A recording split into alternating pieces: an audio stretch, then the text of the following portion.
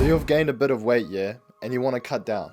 Don't worry, I got you. For you guys that don't know me, I'm Mahi Dog, a competitive powerlifter who competes for New Zealand. I've both cut and bulked. However, being restricted to my weight class of 83 kilos, I've had to cut a fair few times. And here's what I've learned, so you don't make the same mistakes I did, so you can do the best cut as possible for your particular situation. Cutting is tough, it's a mental battle. Not only the effects it has on your training, but also you yourself. But I tell you, you can achieve your goal just like I did if you follow some of these basic steps and guidelines. The general idea and focus to cut weight is to be burning more calories than you are eating. You can do this by either increasing your activity or decreasing your calorie or food intake, or even a mix of both. Your goal and personal scenario is vital in understanding your approach to cutting, as there are multiple different variables that can alter your outcome, such as length of time. Depending how long and how much time you have to cut will determine how strong of a cut you'll have to do. Depending how strong of a cut will also influence the negative factors such as strength ability and muscle retention. Ideally, the longer you have to cut, the better, as you will maintain strength and muscle and minimize the negative effects and mental challenges towards your goal and plan. You may be just wanting to lose purely a large portion of body fat that you carry around.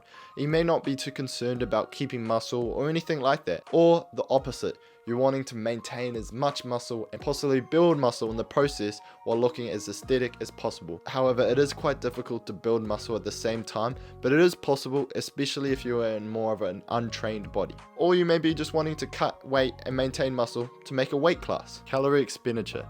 Now that you know that you need to be in a calorie deficit, we need to know what our maintenance is so we can eat less than it. Only problem is you cannot accurately calculate calorie expenditure. However, you can use tools to give you a general idea, such as a smartwatch with a heart rate monitor can tell you the amount of calories burned, but if you don't have one, you can just search online for a calorie maintenance calculator, where you basically enter your height, weight, and how active you are, and it will give you a very general idea which you can use. Now, use this general baseline to eat underneath of it. Calorie intake. Once you've figured out your calorie maintenance, you need to calculate your calorie intake. There are a couple ways, however the best and most accurate way I recommend is to get a kitchen scale. You can get a cheap one from the warehouse or Kmart or online for about 15 bucks. Then all you have to do is weigh your food, which may be a bit of hassle, but over time it's honestly not that bad, and if you want the best results, you best do it. After you get the weight of the food, just use tools such as ChatGPT or MyFitnessPal to find the product/brand or similar food item to calculate calories, and then record it down and add them up throughout the day. The second option, which is a bit easier but by no means as accurate, is to skip the first part of weighing your food and just generally estimate the weight and enter the product into ChatGPT or MyFitnessPal. You can also set up within both ChatGPT and MyFitnessPal meals of such that you eat regularly, so instead of figuring out the amount of each ingredient every single time, you just enter the meal. However, as mentioned, the best option is to weigh the foods, as this will give you the best results in calculating your daily intake, which you can then compare with your maintenance with your goal to be underneath it at all times, instead of leaving it to just a guessing game. Now that you've established a calorie maintenance and how you're going to calculate to get in that calorie maintenance, let's talk about how much of a deficit you want to be in. The amount of calorie deficit you put yourself in will determine the rate and how quick you will cut weight. But keep that in mind, when you are in a calorie deficit, you will lose fat, but you also lose muscle. However, you can minimize the loss of muscle by two ways, the second of which I will talk later on in the video. However, the first way is to do the most gradual cut as possible within your time frame if you have one. The longer you give yourself to cut means the more gradual it will be, the less muscle loss you will have. Here are rough guidelines to the amount of calorie deficit you want to be in to lose an amount of weight each week. 0.25 kilos, 100 to 200 calorie deficit. Half a kilo, 300 to 500 calorie deficit. 1 kilo, 600 to 1000 calorie deficit. The most ideal one is the lowest one, which is 100 to 200 calorie deficit, which means you'll be only losing a quarter of a kilo a week. However, the negative results are minimized as much as possible. You may be wondering, what are these so-called negative effects? They're nothing crazy, depending on also the type of food you're eating, whether whole food or junk foods. As mentioned earlier, cutting is a mental battle. This is because you're left constantly feeling hungry to an extent, not energized, lack of motivation and drive to train, tempted to eat junk food high in calories, and can't go out eating with your friends, leaving you feel left out. Although these effects depend on how severe of a cut you are doing, You can minimize these negative effects by the type of food you're eating. Specifically, fruits and vegetables will aid drastically. One, because they're higher in nutritional value, which will aid towards your hormone and how you are feeling. And two, they are extremely low calorie dense foods, meaning you can eat more of them, which will make you feel more full, however, not be consuming as many calories. Although this sounds very tough and mentally hard, trust me, it is worth the result, especially if you lock in and focus and follow these steps and guidelines to maximize your results as much as possible. To minimize the negatives and maximize the positives, you should follow these key steps. When you should be eating is a crucial factor. I've found in the morning I don't feel hungry at all, even if I was the night before.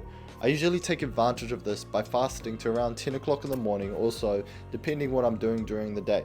If I have work or study in that morning, I'll have a small meal before it to fuel me, but if not, I won't have anything until around 10-11 am, as if I'm training around 1 to 2, I will need fuel for my gym session. I will then generally have another small high carb meal before my workout to fuel me through my session, as I hate training on an empty stomach and don't feel as good. During my session, I may have small amounts of quick carbs such as lollies, fruit, or even maple syrup to keep me energized if my session is long. Then after my session, I will have another very small meal full carbs, either a banana or honey on toast with a protein shake. Then, depending how many calories I've burned at the time, I will then either make a tuna sandwich or wait till dinner. So if I have work after my gym sesh, I'll then have a sandwich so I don't burn out during work, and I have the food, especially the protein and carbs, to fuel my body and also repair from my training. Lastly, before I get into the training, I want to talk about sleep. This is because if you're cutting, you're already limiting your recovery because of diet. However, if you're lacking in sleep, all you're doing is adding unnecessary difficulty for your body to recover on top of your diet. This is drastically going to magnify the negative effects that cutting has already, while also minimizing the positives. This is because sleep supports testosterone and human growth hormone, which are anabolic hormones and have a large list of positive effects. However, lack of sleep does the opposite, decreasing the amount of potential testosterone and human growth hormone in your body. This not only limits the amount of recovery and benefits you will have from your training, it also minimizes your body's ability to burn fat. While doing so, it also increases cortisol, which is the stress hormone, which has a drastic amount of negative effect. Basically, make sure you're getting your sleep.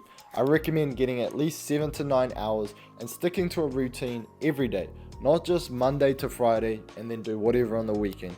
Make sure you're doing it Monday to next week Monday and repeating it 24/7. If you do this, you will not only be improving your overall health, but you'll also be benefiting your cutting process while maintaining as much muscle and positives as possible. Also, you feel way more energized during the day. You don't feel tired, which means you're able to train more, get more work done. It means you're also in a better mood majority of the time.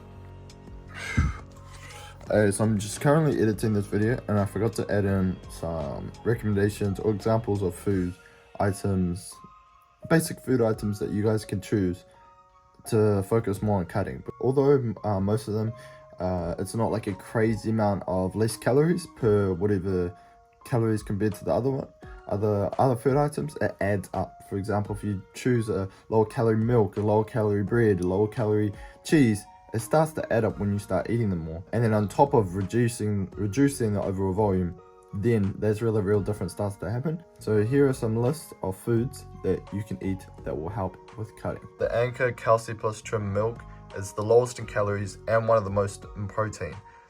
Edam cheese, if you're cutting, make sure you get the Edam cheese. It's the lowest in calories. If you're getting bread, make sure to get wheatmeal bread.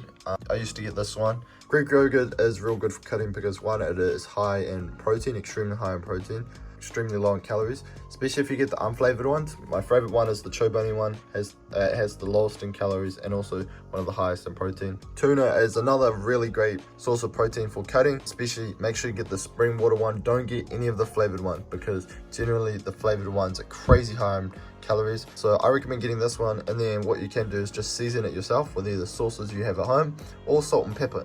Canned chicken is also extremely useful. Although it sounds gross, some people say it sounds like cat food.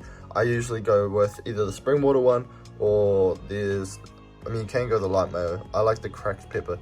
These other ones like mild peri peri, barbecue, although they sound nice, they're quite high in calories, whereas the cracked pepper one's still fairly low. Obviously the lowest one is the spring water one, but I usually get the cracked pepper because it actually tastes real good. Then lastly, just stock up on fruits, man, like bananas. Especially love gold kiwi fruits because they're packed with nutrients. Also apples, mandarins. They'll help you heaps with, one, not only how you feel because of the high nutritional value, but also making you feel more full. Things like celery are extremely low in calories, but you can make like meals with them. Cottage cheese, add cottage cheese with the celery. Now you've got a high protein snack, especially if you get the light cottage cheese, which is extremely low in calories, high in protein. Carry on to the next part of the video where I talk about the training. I lastly want to touch on training in the gym. Depending on your goal will depend the type of training you'll be wanting to doing. Muscle retention. If you want to maximize muscle retention and possibly achieve muscle growth to an extent, you want to prioritize hypertrophy training. This is because when you're in a deficit, your body has to make up with a net negative of energy due to you burning more energy than you are consuming. Your body does this by catabolism, by breaking down products to use for energy, such as fat. However, your body also breaks down muscle too. So by training hypertrophy, it signals to your brain that you are using this muscle, so that it needs to prioritize maintaining it as much as possible and use other sources such as fat as most as possible. Hypertrophy training consists more of moderate intensity and fairly high volume. For example, a good guideline is training between 60 to 85% of your 1 rep max for 8 to 12 reps with 3 to 6 sets and resting around 90 seconds between sets, and doing 3 or so exercises that incorporate the muscle or muscle group that you're wanting to train. And finally, training that muscle or muscle group for at least twice a week. You will want to minimize cardio if you want to maintain muscle, as cardio does not support muscle growth or maintenance, and you can burn plenty of calories lifting weight. However, if you do cardio in this situation, you want to be doing it at an extremely light intensity, one so that you can still talk and are not out of breath, as this maximizes fat loss and does not incur as much fatigue to affect weights training. If your goal is to straight out lose weight and fat loss, I recommend still doing weights training. However, you can prioritize more cardio. Go for runs or the rowing machine, or even go for a bike. Cardio is generally the most effective and easiest way to burn calories, and it will support you with your weight loss. If you want to purely target fat loss, there is a zone/intensity you want to be doing with your cardio. This is generally around 60 to 70% of your max heart rate.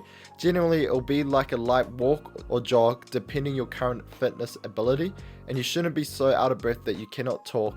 If you are, then you are likely going beyond this zone. This zone burns the most fat, as you are optimally using the oxidative energy system the most, and it is also the only energy system that burns and uses fat for energy. I recommend doing this type of cardio for 30 minutes to an hour a day, as because of its light intensity, you can do it every day, which will maximize fat loss. Hopefully you found this video useful, and if you'd like to see more videos like this, make sure to hit that subscribe button and comment down below what video you'd like to see me do next. Thank you guys so much for 1,000 subscribers. We're a growing team, so let's get it.